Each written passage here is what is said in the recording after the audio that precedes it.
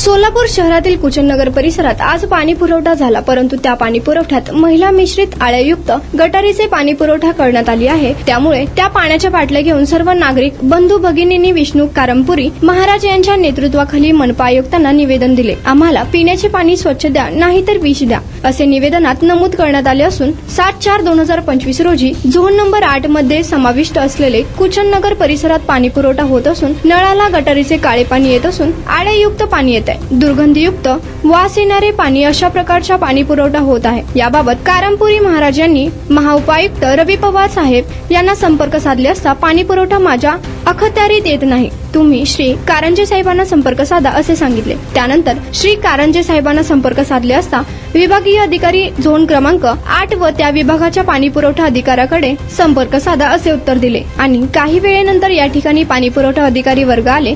त्यांनी प्रत्यक्ष पाहणी केली असता नळाद्वारे आलेले पाणी भयंकर असे दुर्गंधी व आळ्या असल्याचे पाहून त्यांनी याबाबत वरिष्ठांची चर्चा करून त्यांना माहिती देऊ असे म्हणून तिथून निघून गेले। म्हणजेच यांनाही दुर्गंधीयुक्त पाणी पुरवठ्याचे कारण समजले नाही। यावरून दुर्गंधीयुक्त पाणी पुरवठा बंद होण्यासाठी व पाणी पुरवठ्याबाबत वरिष्ठ पातळीवर आपल्या अध्यक्षतेखाली बैठक होणे गरजेचे आहे। तसेच आपण याबाबत योग्य कारवाई करू शकतो असे आम्हास वाटते आणि त्वरित कुचननगर परिसरातील नागरिकांना शुद्ध पाणी पुरवठा करा अशी मागणी करत आहोत।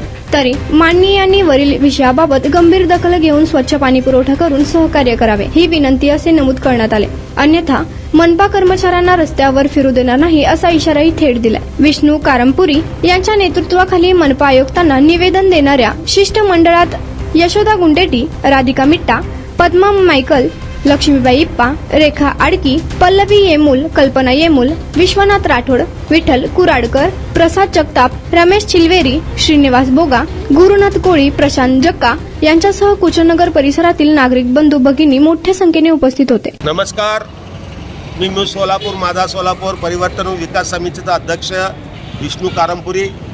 माझ्यासोबत आहेत राठोड साहेब, आडकीताई आहे, त्या ठिकाणी मिठ्ठाताई, इप्पाताई, माझे इतर कार्यकर्ते आणि या भागातील त्या कुचन परिसरातील कुटुंबीय आहेत, महिला आहेत। आज सकाळी नेहमीप्रमाणे पाणी आलं, पाणी नळाला आलं म्हणजे तो दिवस म्हणजे लोकांना कुठेही जाता येत नाही, मयत झालं तर जाता येत नाही असा दिवस।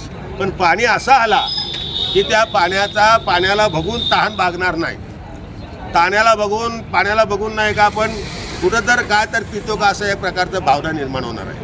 आणि या बाबतीमध्ये मनपा आयुक्ताला फोन केला, कारंजे साहेबांना फोन केलो, रवी पवार साहेबांना फोन केलो, लोकरे साहेबांना फोन केलो, कोणाचा पहिला फोन लागला नाही। नंतर कारंजे साहेबांनी फोन केला की त्या ठिकाणी विभागीय अधिकाऱ्यांना तुम्ही बोलून घ्या, म्हणजे टॅक्स भरायला त्या ठिकाणी येतं, त्या आम्ही मध्ये विभागीय अधिकाऱ्याला भेटतो तर नाही आम्हाला पहिला टॅक्स पाहिजे। पाणी पुरवठा करताना 365 दिवस करत नाही, फक्त 52 दिवस करतात वर्षातनं, ते सुद्धा आम्हाला टॅक्स बरोबर भरावं लागतं। पण पाणी येताना निदान पाणी तर चांगलं द्या। हा पाणी आहे पहिला तासात आलेला, दुसरं पाणी आहे त्यानंतर 1.5 तासात आलेलं हे पाणी आहे, त्यानंतर तिसरा 1 तासानंतर आलं पांढरं थोडं आळ्यायुक्त पाणी आहे। अशा प्रकारे पाणी पिऊन आमचं लहान लेकरं बाळांचं काय व्हावं, त्या परिसरात नागरिकांचं काय व्हावं। एक अधिकारी आला छामचोट आणि त्यांनी येऊन बघायला लागलं की कुठतर पाणी आणि ड्रेनेजचं लाईन एकत्र आलेलं आहे, ते मिसळलेलं आहे। जेई आहे म्हणतो, मग ज्युनियर इंजिनियर सिनियर इंजिनियर यायला पाहिजे होता, तसं न पाहता लोकांच्या भावनेशी लोकांच्या जीवाशी या पाण्यामधून खेळत आहेत महानगरपालिका प्रशासनामध्ये कोणाचा अंकुश नाही आहे। तर सरकार एके ठिकाणी आमकरेसो कायदा सर गुमशाही प्रमाणे चालतं, पण तुम्ही लोकांचं आरोग्याचं बघत नाही। म्हणून पाण्याच्या बाबतीमध्ये आम्ही या ठिकाणी मनपा आयुक्ताला भेटायला आलो, पण कोणी अधिकारी नाहीत। त्या ठिकाणी लोकरे साहेबांनी भेटलो आम्ही की त्यांना सांगितलं या बाबतीत फक्त आता निवेदन दिलेलं आहे, यापुढं जर असा प्रकार झाला तर महापालिका बंद पाडल्याचं राहणार नाही असा आम्ही निर्धार केलेला आहे। आणि आता जे 5 दिवस पाणी येणार नाही त्या ठिकाणी तुम्ही सांगितल्याप्रमाणे टँकरनं किंवा कशाही पद्धतीने पाणी पुरवठा करा अशा मागणी आम्ही केलं, त्यांनी सुद्धा करतो म्हणलेत, परंतु आमच्या भावनाशी आमच्या आरोग्याशी खेळू नका। एक ममता मेत्रे मेली, रिजा असा प्रकार जिया मेत्रे मेली 2 दिवसापूर्वी, आणि आमचं सुद्धा मरण तुमच्या हाताने होऊ देऊ नका। आम्हाला चांगले पाणी द्या। आणि तुम्ही आपल्याला जीवन जगण्याचा अधिकार आहे तो अधिकार काढून घेऊ नका, अशा प्रकारचा या ठिकाणी इशारा देतो. अन्यथा महानगरपालिकेच्या कुठल्याही अधिकाऱ्याला रस्त्यात फिरू देणार नाही म्हणजे देणार नाही, असा इशारा देतो. जय हिंद, जय महाराष्ट्र.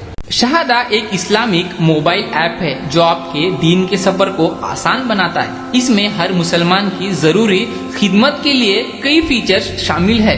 ये ऐप पूरा मुफ्त है और बिना किसी एड्स का है। ये ऐप में आपको मिलेगा अजान अलर्ट्स, किबला कंपास, मस्जिद फाइंडर, ज़कात कैलकुलेटर, कुरान, हदीथ, अल्लाह के 99 नेम, ढीकर, दुआ, dark theme, multi language support, Shahada GPT, ऐसे अन्य कई फीचर्स। तो अभी ऐप डाउनलोड करने के लिए QR कोड को स्कैन करिए, रिव्यू दीजिए और कई सारे इनामात जीतिए।